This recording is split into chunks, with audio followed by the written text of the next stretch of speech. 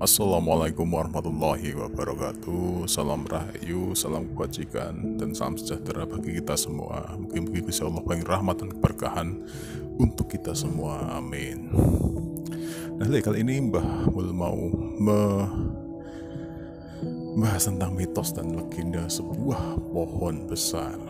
Nah, pasti banyak ya di tempat, entah di kuburan, entah di tempat bukit, gunung, atau mungkin di desa, di tengah desa itu banyak ya. Nah, itu kenapa banyak dijadikan sebagai patok atau mungkin sebagai tempat angker bukan angker ya, tempat dihuni banyak makhluk dan sebagainya. Nah, akan kita bahas secara nalar. Gini dalam Kawaro Jawa itu kita bahas dari yang awal dulu ya. Alam itu memiliki 4 unsur ya. Banyu, geni, angin, bumi. Nah, dari 2 unsur banyu lan bumi, air dan tanah, itu akan muncul kehidupan yang bernama tumbuhan. Nah, seperti yang kita lihat ini di dalam sebuah belik itu pasti ada pohon besar. Nah, ini Nah, itu karena satu, air yang keluar dari bumi menghasilkan sebuah tenger atau mungkin pohon sebagai akarnya itu untuk menyerap dan sekaligus membersihkan atau filter dari air itu sendiri. Jadi simbiosis ya antara bumi dan pohon itu sendiri. Tapi sebenarnya pohon itu sendiri kan berasal dari bumi dan air itu sendiri. Dan kenapa kok kesannya itu seperti itu angker ya, suatu hal yang beda ukuran dengan yang lain dan kondisinya itu berada di tempat yang tidak biasa, maka pandangan manusia itu ya seperti itu ya, jadi tempat makhluk halus atau apa padahal ya yang namanya pohon itu di dalam suatu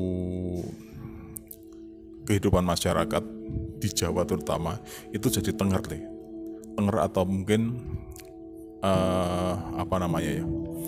nama bagi lokasi itu. Contohnya gini ada pohon termbesi ya. Termbesi di tempat itu ada mata airnya, makanya dinamakan sumber air logo wesi atau mungkin terbesi. Nah, ada seperti itu. Terus ada yang menamakan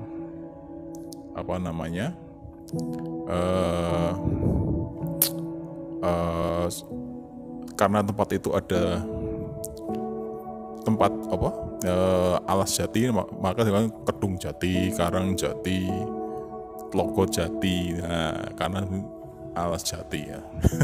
Terus ada lagi banyak asemnya, namakan karang asem.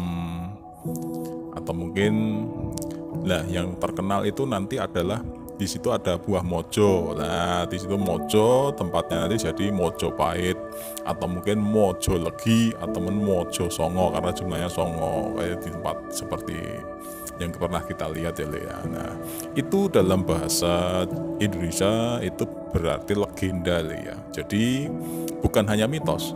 Dulu awal-awal legenda itu gini. Jadi awal-awal suatu tempat itu kenapa ada seperti sama Mojo Songo ya. Mojo Songo itu ada tempat di mana di situ ada wit mojo cacahe songo.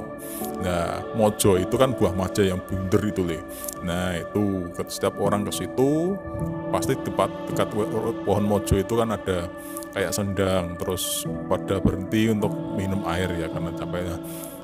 Ketemu di mana? Neng ketemu Mojo Songo. Nah, awal tempatnya akhirnya bernama Mojo Songo. Padahal itu adalah memang tempat dari orang sering seperti itu ya.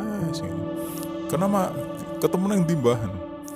Neng beringin. Nah, beringin itu ya tempat ringin ya. Beringin soal tikom beringin.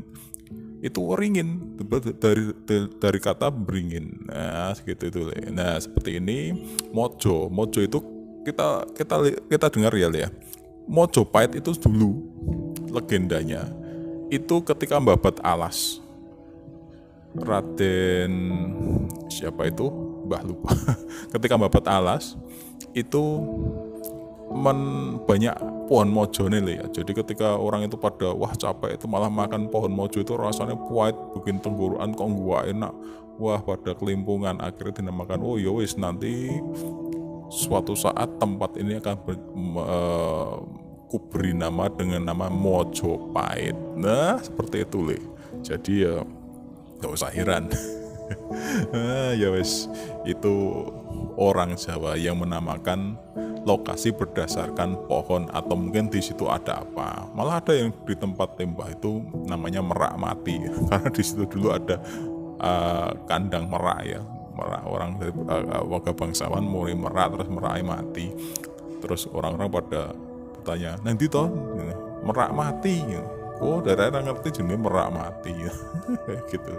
Nah, tapi kebanyakan di Pulau Jawa itu menggunakan nama tumbuhan ataupun pohon sebagai nama tempat. Nah, ya memang orang Jawa itu banyak memberikan filosofi pada tempat itu. Ya, ora apa-apa. Seperti kan Tlogosari, Banyu Biru, gitu. Karena airnya biru. Beringin itu kan dari kata beringin, ringin ya, ringin. Kedung Jati, Kedung Ombo. Terus apa namanya yang di mana Mojo Songo, Mojo Legi, Kampung Mojo itu karena banyak mojonya ya memang itu jadi Tenger.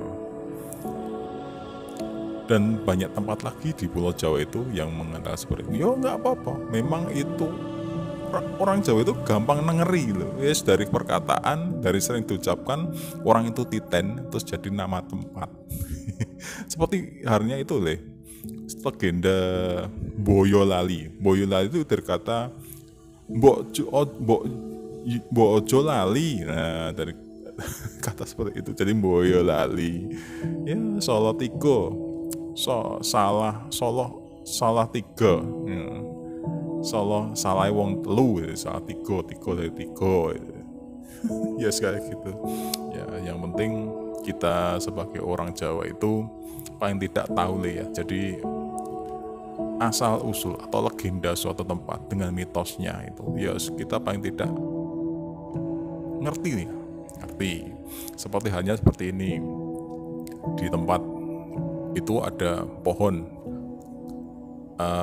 namanya pohon kepoh. Kepoh itu dulu tempat Mbah itu sering main ya di situ.